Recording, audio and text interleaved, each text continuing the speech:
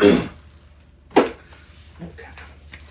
Hello, Eric with Insomnia Garage here, and today I'm going to be finding out just how many magnets Rock Auto will send you when you place one order with a lot of big items. Actually, yes, but also, in all seriousness, I'm working on my wife's 2003 Honda Accord today. She let me know that she was hearing a suspension clunk coming from the front passenger side, and I shone a flashlight up there and saw some leaking oil around the base of the strut. They're OEM, 22 years old, 160,000 miles. I don't know that it is the source of the clunk, but it needs to be done, and I'm fairly certain that it is the source of the clunk. Now, as to what's in these boxes, I know exactly what's in the boxes, but I don't know which box contains what. I am installing KYB quick struts. They use the GR2 cartridge, and she doesn't care about lowering springs or anything like that, so I opted to go with just the quick strut, just to make the install process easier on me, and that way we get new strut mounts, springs, the rubber, I think it's called a jounce. And then I also have new headlight assemblies for her car as well. I'm gonna get these unboxed, placed, and then we'll get this car in the air and go through the install.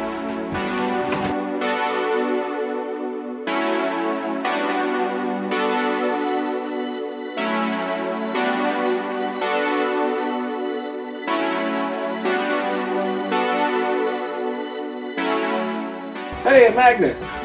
And I got Paul's Sweet Pontiac.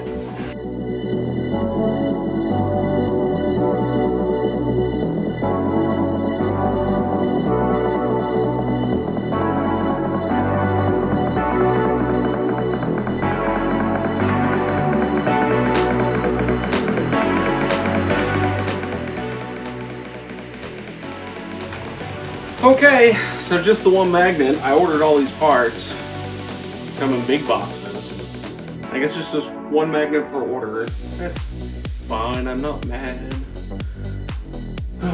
Okay, so let's we'll get this up in the air.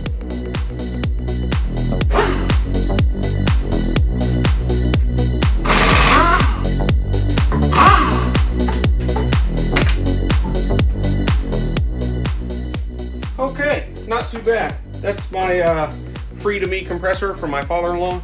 He got it from the pawn shop for like 20 bucks. Pretty sure it has a bad thermal switch, so it doesn't always want to re-engage. So if I let it sit down and cool off and cycle the power switch, it'll turn back on most of the time. This is what we're replacing right here. Rear struts. Take the cushion out, lay these down, 10 millimeter here. You need a 10 millimeter, take the cushion out, and then there's our strip bolts. Okay, yeah, that's the ticket. Undo your sway bar, link, remove the whole bracket, and then you'll have all of this space back here. And we'll take our pry bar under here, down on the ball joint, the control arm, a little more. Get the spring seat to clear the control arms, and we're in. We'll find the hole eventually. Drop the nut on, or lose it, whichever one you feel like. Honestly, probably the worst part is take your pry bar down on the knuckle, and the problem I'm running into here is that my pry bar is in the way of the strut. So we'll go a little further out on the arm. There we go. Okay, with that in place, now we can pull.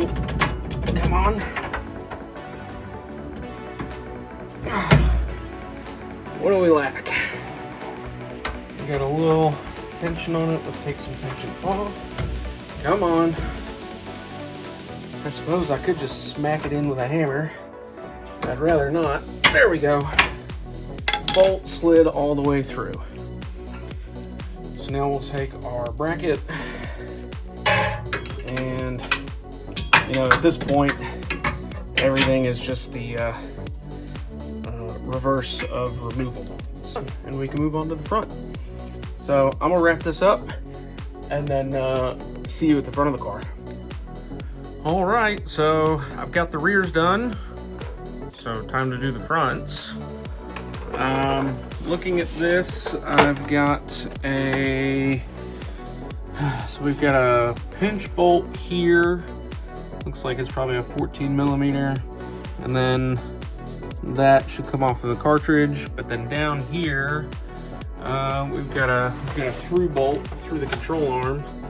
And I'm thinking what I'm gonna do is undo the pinch bolt here, squeeze it just a smidge, or excuse me, not squeeze it, but spread the ears out just a smidge, and then undo here at the bottom. See if I can't knock the fork off. And then, while that's still in the car and dangling, that should give us enough room to undo, what was it, 5 bolts up here?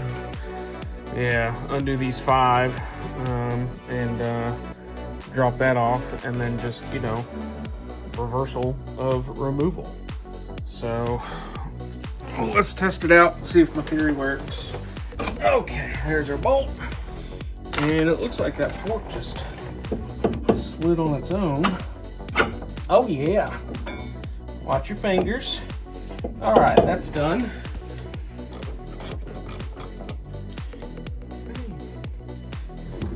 Support this from underneath.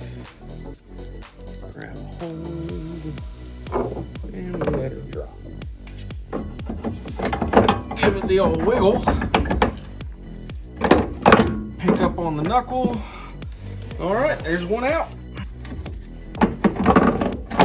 Okay, come on.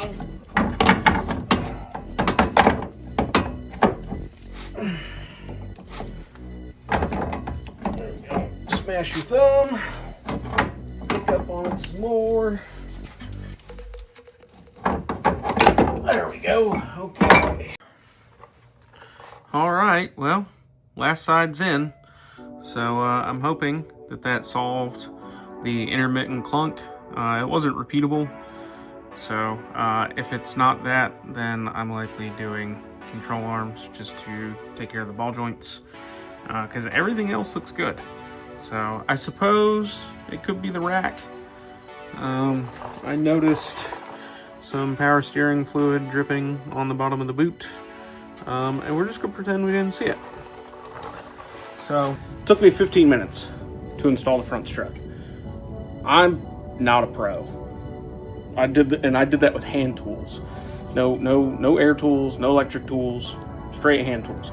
Granted, this is an Alabama car, not a Rust Belt car, and it came apart pretty easily. But the front strut took me 15 minutes to install. That's crazy. Next steps are grab this bumper off and replace the headlight housings. So it should be fairly simple. All right, so bumper is dropped. It's just a screw here, and then the screw on the exact same side. It's right here, goes up into this plastic piece here. And then just a couple of clips, pop it off, and then obviously the plastic here for the grill. These are not the worst that I've ever seen. You can see I did a very poor job here with this. I tried like a Meguiar's wipe, and I think it might actually be a clear coat wipe, and it just kind of smeared and didn't work out all that well. But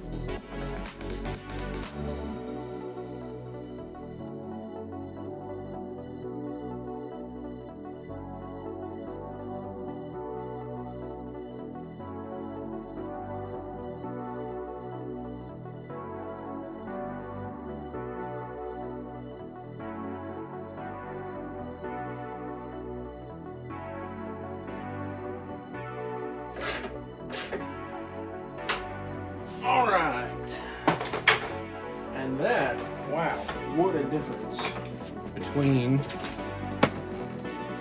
a brand new TYC and kind of polished OEM. So let's take this out and put the bumper on and be amazed. Alright, so I got this side out, and this piece was broken off of the headlight, and you can see it's got two little locating nipples on it as well. And then and so that's for over here.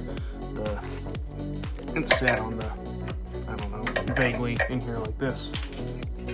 And then as far as this piece goes, it's a little hard to see, you know, if you didn't have the other one, but there is a twist in that. I'm trying to capture it as well as I can. This is pretty thin, so I think I should be able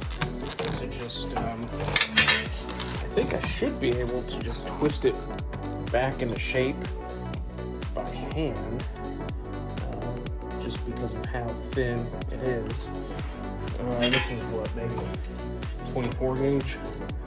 So I figure if I just kind of twist on it there a little bit, it may not be enough. I may have to put this in the vise to get it to hold. So, but if well, that's better. It's not, still not as good as it could be, but if we put a little more in it. Nope, that's too much. So let's come back, and I hold it up now. Yeah, I'm good with that. So, so I'll attach this to the bottom of the headlight. And again, dielectric grease, new bulbs, Osram bulbs, all good. And we'll pop them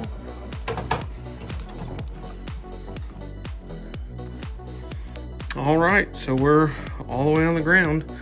I should have taken measurements to see if there's any ride height difference. It does look like it's sitting a little high.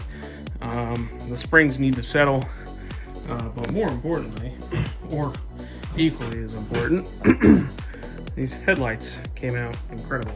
So I'm very, very happy with that. We'll keep those on. As a matter of fact, the eBay housings here are not even a year old, and they look like doo-doo compared to what we got going on here. So I'm gonna take this for a spin around the block. I've not put the interior back together. See there, so just in case I hear any squeaks, rattles, bumps, whatever from the suspension, I want to make sure that I can get access to everything. So cool. Well, thanks for joining me today. Not the most fun video to do, however, it was necessary, and now I can move on to other things like, I don't know, the water pump on the truck, right? And then once that's done, pull the Xterra in here and do my build for it, or the maintenance that needs done, and then start on this thing. I got some really cool stuff for it, and I'm excited to not only do it, but film it, right? And just have fun with it. So once again, Eric at Insomnia Garage, thanks for tuning in. See you next time.